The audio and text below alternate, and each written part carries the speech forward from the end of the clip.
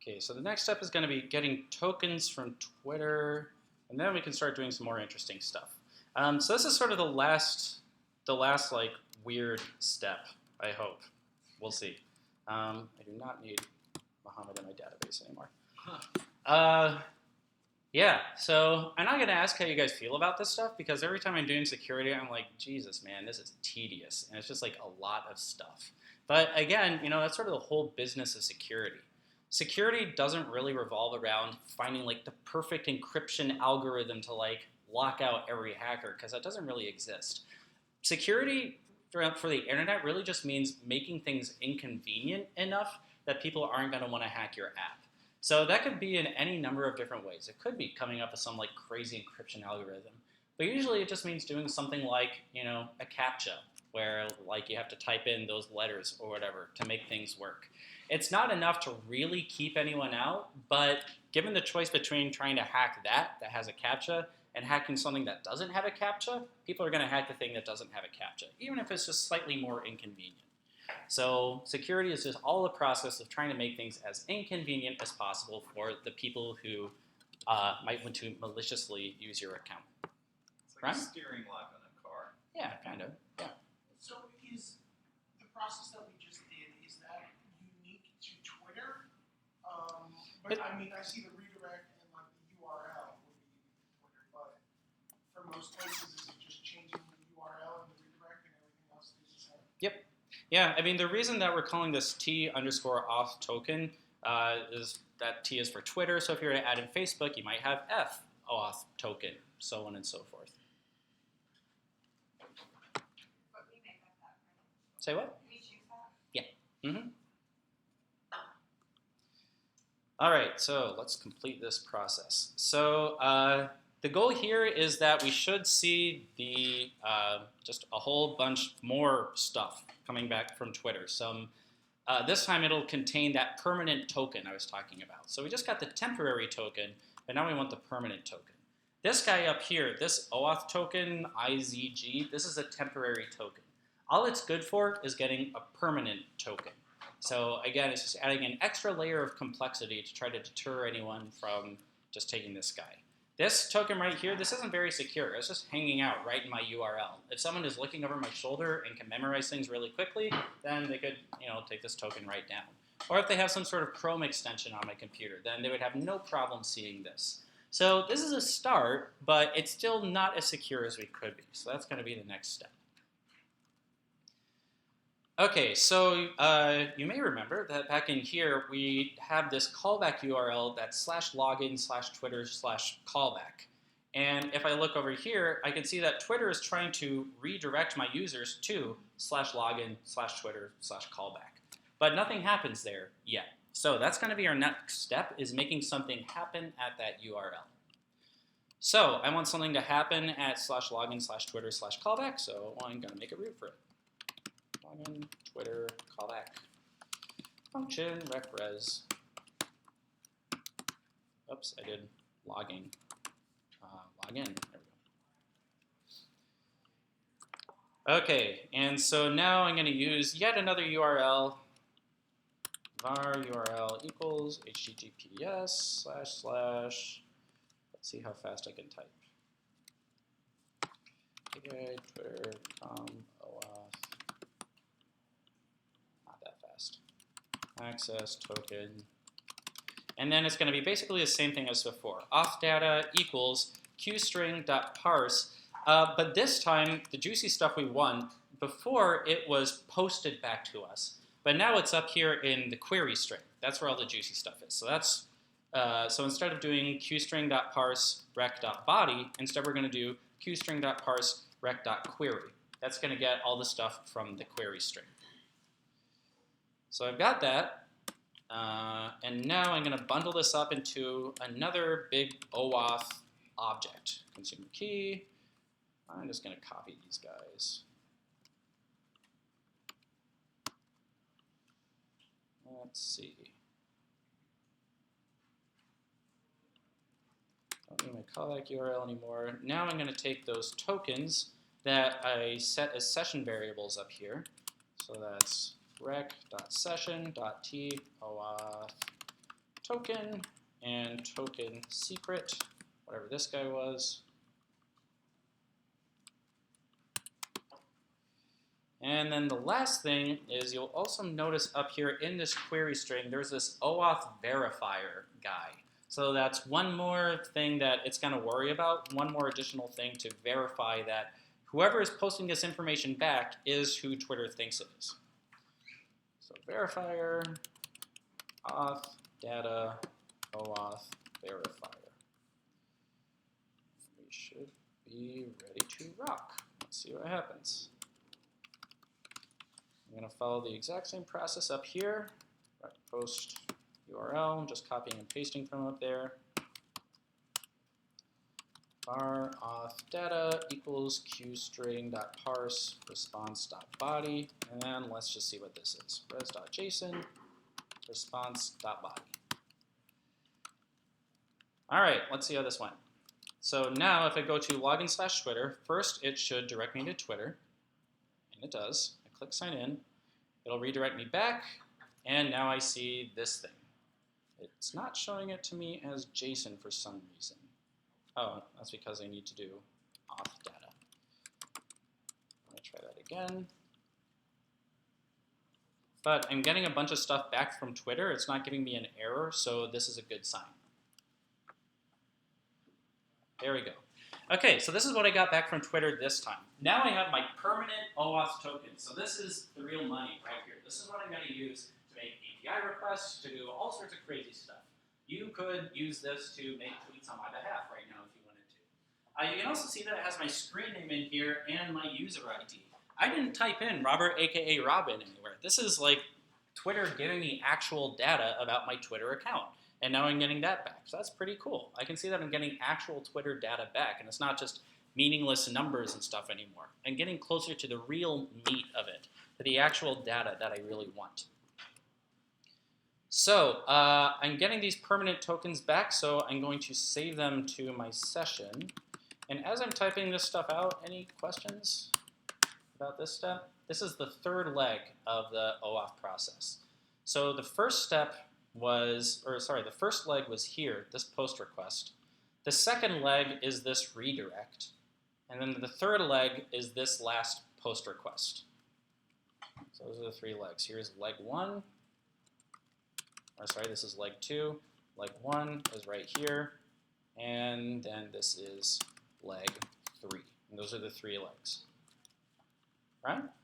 So typically we use posts to say we're gonna like write something to the database, I think. When we do this, is Twitter writing anything, or is it just expecting to receive this information as a post request? Yeah, no, it's not writing anything. We're just using post again because it's more secure. Remember that you don't have to use post to create something. You don't have to use delete to delete something. You could have delete create something if you wanted to. It just gets kind of confusing and kind of counterintuitive.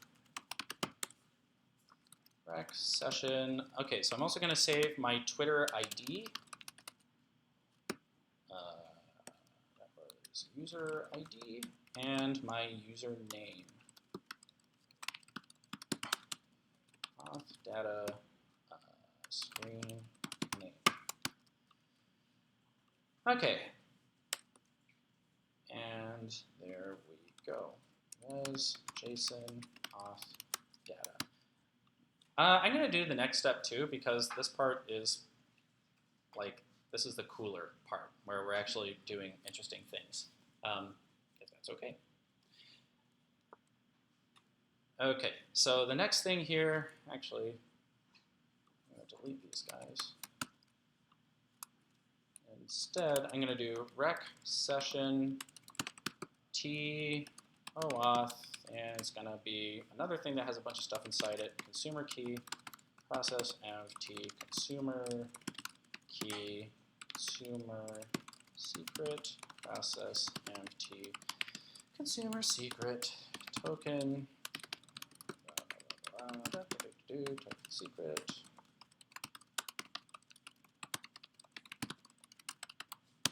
All right, the reason I'm saving this to a session variable, this whole t-OAuth object, is because this is the data that I need to use for every API request I make here on out. For every API request, I'm going to need to include this object of information. So instead of writing each one out on its own line, that would mean I need to write 4 lines every single time I do an API request. Instead, I'm just going to bundle them all into one object, which means I only need to write 1 line every time I'm doing an API request. I can just refer to this OAuth object, and it has all my information in it already without me needing to do anything else. Okay, so the grand finale is I am going to see if I can get all of my user information from Twitter.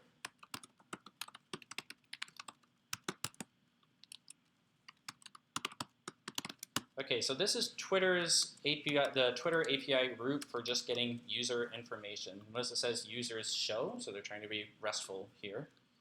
OAuth, I'm going to take that OAuth session variable I made, plop it right in there.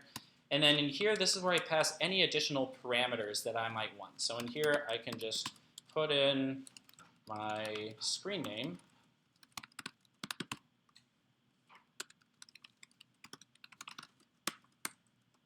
And then when I do all this, we should see lots of Twitter information about me. So let's find out. Redirecting me back. And there we go, here I am.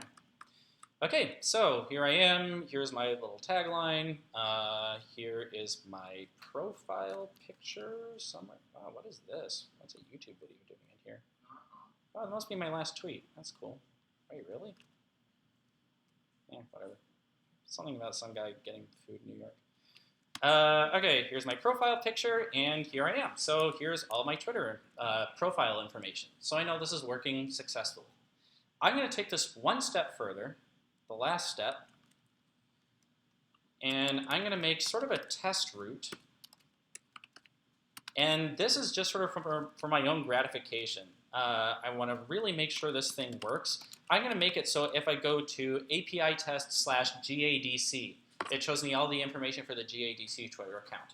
Or if I go to API test/Barack Obama, it shows me all the information for the Obama Twitter account. And so this isn't something I'm going to be using in my app. It's just I've worked hard, and I want to get some more gratification that I've done a good job at this point. So I'm going to do statuses. And then I'm going to use the user timeline API, which gets the most recent tweets from whoever. And I'm just going to do 2 because otherwise it gives you back a whole bunch of them and it takes up a lot of retail space on the page. Okay, so what am I going to put here to get the screen name? I have username defined in here, and I want to pass it into this screen name property right here. What am I going to write there? What do we call these things that are up here in the URL? Params. Yep. How do we access the params? Anyone remember? Rec.params, exactly. So it's going to be rec.params.what? Username. Yep. Whatever it was up here. If this was wombat, then it would be rec.params.wombat. And I think that's it. Let's see if this works. So if I go to /API test GADC, boom. All right, so now we've got GA's most recent tweets. If I go to the Donald, I get whoever these guys are. I don't think this is actually Donald Trump, but maybe it is. I don't know. Real Donald Trump. Oh, really? Sorry that I know that. I wonder if it has underscores or not. But what's another Twitter account I should look at that's cool? Wait, Kanye West. Yeah, but you have to know his actual name. Wait, this PHP CEO one is fun. Well, if you like nerdy programmer humor, it's fun. But at any rate, so now I have something where I have a way of consuming all of this data from the Twitter API. And so all I would need to do, like now I have access to all of Twitter's different API endpoints. So I'm just using 2 right now, the one to get user information and the one to get most recent tweets. But they have lots of other ones. And I have access to all of those now, including the ones where, if I wanted to, I could start posting tweets on my own behalf from my app. So this is pretty cool. I'm at the last step in the process of getting all this stuff set up. In this app, we're not actually doing anything with the Twitter API, but we could if we wanted to, which is why we're going to all this trouble. Okay, so before I give you guys a while to catch up, just a preview of the next step is going to be actually saving this to the database. So right now it just gets all this information, but it only exists in the sessions. Now we want to associate it with actual candidates so that when I sign in, it says Robert, aka Robin, for president in some year. We haven't gotten to that step yet. It's not going into like my actual like real database yet where I'm keeping the candidate data. So that's what we'll be doing afterward. Can you show where you labeled like the legs? Yeah, sure. So the first leg was this part, making this initial post request. We make that post request to get the URL that the user should go to say, hey, Twitter, I authorize this guy, that like little sign in button. So that's the first leg, is getting that URL. The second leg is actually redirecting them to that URL. So you got that URL, the second leg is redirecting them to it, and then them clicking sign in or whatever, and Twitter redirecting them back to your app. That's the second leg. And when Twitter redirects them back, it does it with that query string at the end of the URL that has the auth tokens and everything inside it. So the first step is getting the redirect URL. The second leg is getting those temporary tokens. And then the third leg is you take those temporary tokens, you make an additional post request, and you get the permanent tokens. So the first is redirect, the second is temporary tokens, the third is permanent tokens. And then this thing I'm doing down here with the API, that's not one of the legs, that's just, okay, cool, I've done all the legs, now I can just do stuff willy-nilly with the API. Ryan? The session variable, or the session object that's in a request, Mm-hmm. is that always there with Express, or If is that you've- something we add? That's something you added with that Express Sessions thing. That adds it to the request. Do we explicitly add that somewhere in our code, or does the package do that? It does. You never did like rec.session equals. We never did that anywhere. The package automatically attaches that session thing onto each request. Anything else? Okay. Just want to make sure I got it correctly. So, on our instructions, Mhm. it said to delete the login / Twitter app.get, but I'm assuming that we're not changing or editing that first one. We're basically just creating another one. I'm not entirely sure I understand, so I'll come over and check in just a second if that's okay. Right? Can you scroll up so I can see where link 3 begins? Yeah. Thank you. Oh, sweet. I can get them all on one page. Just really faint. Sorry, guys. Only so much I can do. Okay, cool. So there's a lot of typing involved here, so I'm going to give you guys 15 minutes for this one. You know what? I'll make it an even 20. Feel free to take a break, get up, move around, do your thing, and then we'll pick it back up after that. By the end of all this, hopefully you're getting all of that nice Twitter information showing up on your page. Hopefully you can get all of those like recent statuses and